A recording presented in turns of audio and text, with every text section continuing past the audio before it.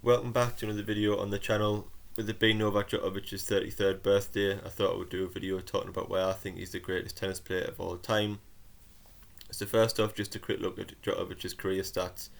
He's won 17 Grand Slam titles to date, winning the Australian Open 8 times, the French Open once, Wimbledon 5 times and the US Open 3 times. He's also won 5 end of season ATP World Tour finals, 34 Masters titles. He's been the number one for over 280 weeks and is the current world number one. He's won the career slam, becoming only the 8th player to ever do it. He's the only player to win all 9 Masters titles, and he won the Davis Cup early this year with Serbia. So first off, I just want to talk a little bit about Roger Federer and Rafael Nadal, who are in the argument of who's the best player of all time. And I think, kicking off with Roger Federer, there's players that transform sports and the sort of generational talents and drag the casual fans into real fans of the sport. When you look at Michael Jordan of basketball and Tiger Woods of golf and Phil Taylor of darts, Ronnie O'Sullivan of snooker, Lionel Messi of football, I think Roger Federer is the one that brought tennis to new heights. He came along in the early 2000s, and just his style of play, it's always so effortless. It looks so easy for Roger. His movement's fantastic. He's won all them titles, 20 Grand Slams, and being world number one, sort of carried the sport through the 2000s, really dominating that era. And then even since then, he's gone on and in the greatest era of tennis from 2010 onwards, with Djokovic, Nadal and Murray and Wawrinka, he's always been around the finals and semi-finals, and even to this day now, a 39-year-old still reaches semi-finals and finals consistently, pushing the best players in the world to the absolute limits. And I think Nadal, Djokovic and Federer have all pushed each other to new heights, always wanting to better each other, and that rivalry has definitely improved all their games and kept the passion up for tennis to beat each other. But yeah, Federer, as I say, all credit to him, a 39-year-old, he's still beating the next gen and still competing with Federer and Nadal and Djokovic at every tournament. And there's no reason why he couldn't win more titles yet. And on to Rafa, again, a fantastic entertainer, brilliant advocate for tennis. His real fighting attitude is amazing to watch. He's absolutely dominated at the French Open for as long as I can remember. He's won, 12 or 13 French Open titles. But I think what people forget about Rafa is that, he sort of grew up on clay, and he's at home on clay. He's the king of clay, the greatest clay court player ever, without a doubt. But for him to win titles on hard courts and grass, surfaces that he's just not used to playing at all, shows us how talented Rafa is. He's not one-dimensional by any means. You don't become world number one and win 18 Grand Slam titles without being fantastic on all surfaces, and he is absolutely that. His defence and that forehand, and I don't think we'll ever see a player like Rafa ever again. The emotion he brings on court, the entertainment, the way he involves the crowd, he is fantastic to watch. And it's a shame Rafa's had his injuries over the year, because you wonder how good he really could have been. He wins the French Open sometimes, and you wonder, how fit is he? You think he could play 60-70% on clay and still pick up the French Open title with relative ease. He's that far ahead of everybody else on clay. But yeah, that's just a little bit about them two and how I think they've contributed to improving each other, and I think the big three have really pushed each other's careers on. So I believe from 2010 to 2008, this to 2020 onwards, I think has been the best era of tennis. As I talked about the big three, you've also got players like Andy Murray, who obviously has won 2 Olympic gold medals, being world number one, won 3 Grand Slam titles. Stan Wawrinka has won 3 Grand Slams. Marin Cilic has won a Grand Slam title at the US Open, as has Martin Del Potro. But even players that haven't won Grand Slams, like Yamon Feast, Tsonga, Nishikori, there's been some fantastic players through this era who just haven't been quite good enough. Still fantastic players and reached the top 5 in the world. But Nadal, Djokovic and Federer just that little bit better, and they produce that consistent tennis all the time, that level of consistency. They always peak at these Grand Slam tournaments, and they're just so hard to stop. And that's shown when the next gen have come through. Tsitsipas, Zverev, Medvedev, they're coming through playing fantastic tennis, but there's still, in my opinion, quite a big gap between the big three and the next gen. None of them have won a Grand Slam yet. Obviously, Daniil Medvedev did reach the final last year at the US Open before losing to Rafa in 5. But there's a question of when will one of the next gen win a Slam, and a lot of people think, this year or next. And in my opinion, if Rafa and Djokovic stay fit for the next 2 or 3 years, 4 years, 5 years, you just don't know how long they can go on for, then in my opinion they'll just dominate the sport. I mean, Djokovic's levels above everybody right now. He's beaten Rafa every time he plays him. He's won 19 sets against Rafa consecutively on hard courts, and he's obviously unbeaten this year. Djokovic 20-0. He's won the Davis Cup. He's won the Australian Open, and yeah, I just don't see that gap being bridged anytime soon, as long as Djokovic is fit. His serve's improving all the time with the work he's doing with Ivanisevic, and I just think he's going to go strength to strength and win many, many more Grand Slam titles, assuming that he does stay fit. Since the start of 2011, I think this is an interesting start that Djokovic has won 16 Grand Slam titles, Roger Federer has won 4, and Rafael Nadal's won 10. Obviously, a lot of Rafas are at the French Open, so his stats can sometimes look better than what they are. He has won 12 or 13 as at French Open titles, of his 18 Grand Slams. But yeah, still a fantastic feat to win 10 Slams. But for Federer, he dominated that era from the 2000s, beating obviously the likes of Hewitt and Sampras in the finals. And I'm not doubting how well Roger played during that era, and a lot of players do peak at different times. You could argue Roger played his best tennis when in his early 20s. But he was only 30-31 at the turn of 2010, and he just hasn't been at the same level as Djokovic and Nadal, in my opinion, since that time. As I say, Djokovic has won 16 Grand Slams since 2011, whereas Roger Federer's won 4. Djokovic has got a winning head-to-head over every single player he's faced. 27-23 over Federer and 29-26 over Rafa. So although they are quite close, the stats don't lie, and Djokovic has dominated this era, in the era I see to be the best that has ever been. So now just talking through his career a little bit. I'm not going to go through every year because I could be here forever and ever.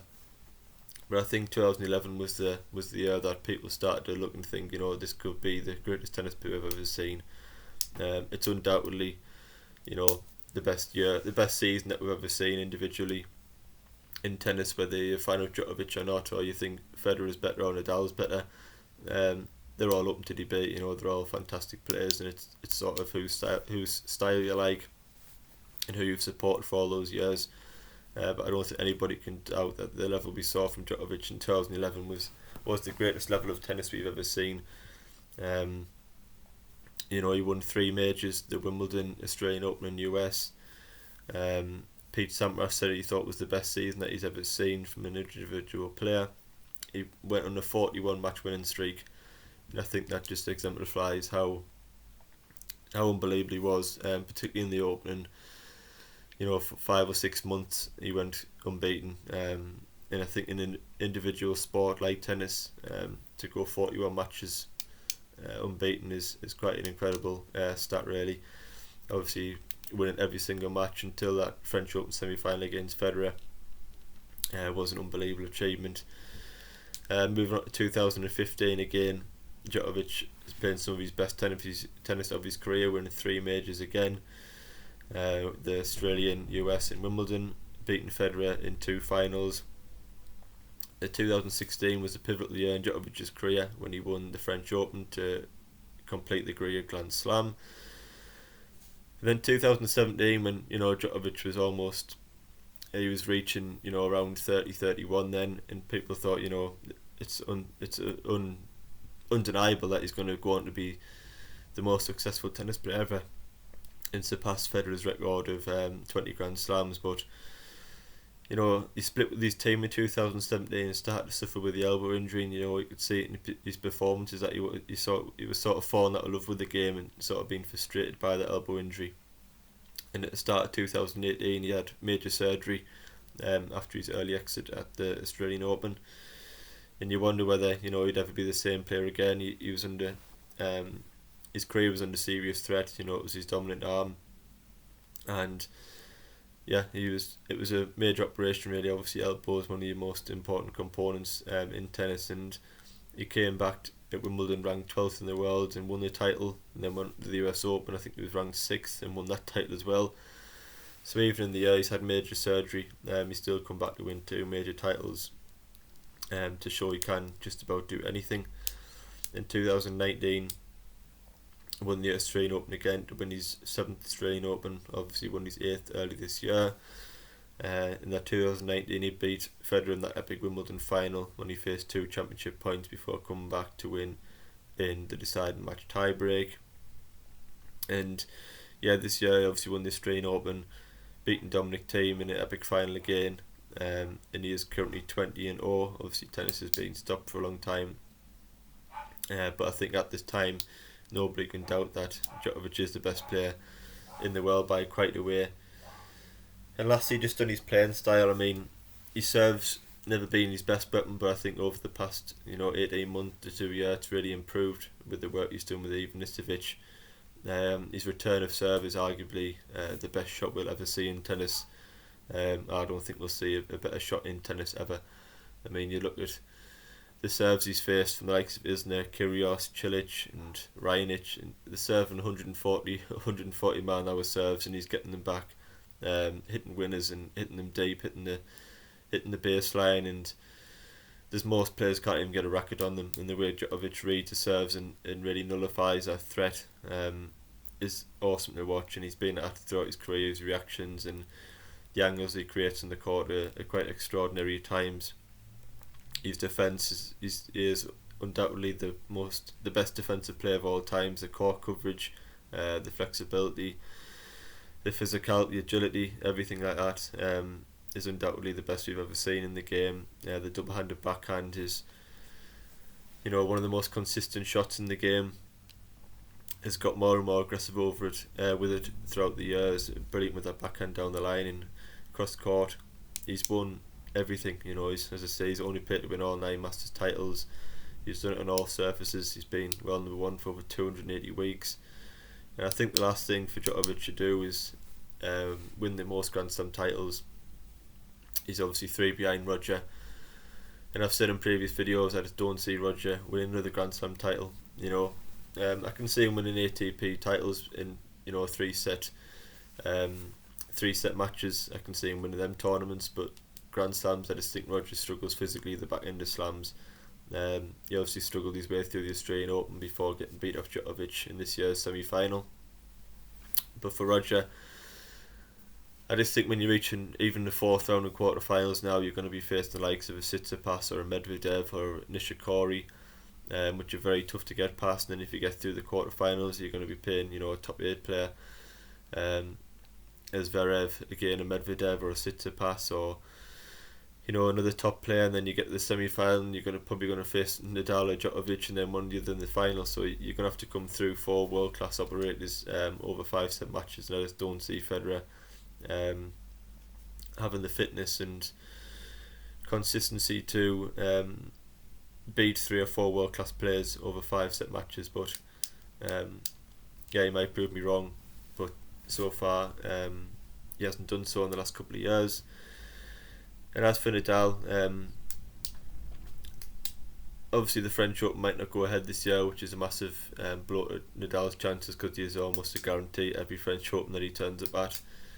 And for me, although Rafa did win the US Open last year and he's playing very, very well on hard court. He's Djokovic's main challenger at the minute. But on any surface other than clay, I do think Djokovic has a huge sort of mental victory already over Rafa. He's won 19 sets consecutively against Nadal on hard court, and I just think Nadal finds it so hard to beat Djokovic. I read an interview earlier this week from Tony Nadal, who was saying he thinks Federer is the best player of all time, but Djokovic is the hardest to beat for Nadal, just stylistically. And I just think Djokovic has got Nadal's number now. He's beat him in most times he's played him recently. As I say, specifically on hard court and on grass. And I think other than clay, you have to make Djokovic a huge favourite every tournament that he plays. So yeah, that's just to wrap it up really. As I say, I think this era of tennis has been the greatest ever when you look at the amount of players that have won Grand Slams and that have challenged for them, and the quality of players that we've got. And you think when Djokovic has won 16 Grand Slam titles in that time, you can't argue that he's dominated this era and the best era I've ever seen in tennis. I have huge amount of respect for Federer and Nadal. You know, they've been awesome to watch over the years, and I don't think Djokovic would have been the player he has been if it wasn't for them two, and vice versa. As I said at the start of the video, Federer is one of them generational talents. You know, he brought tennis to new heights. It was a big sport all over the world, but then when Federer came, it's become one of the giants. Everybody watches Federer play. Everybody loves Roger.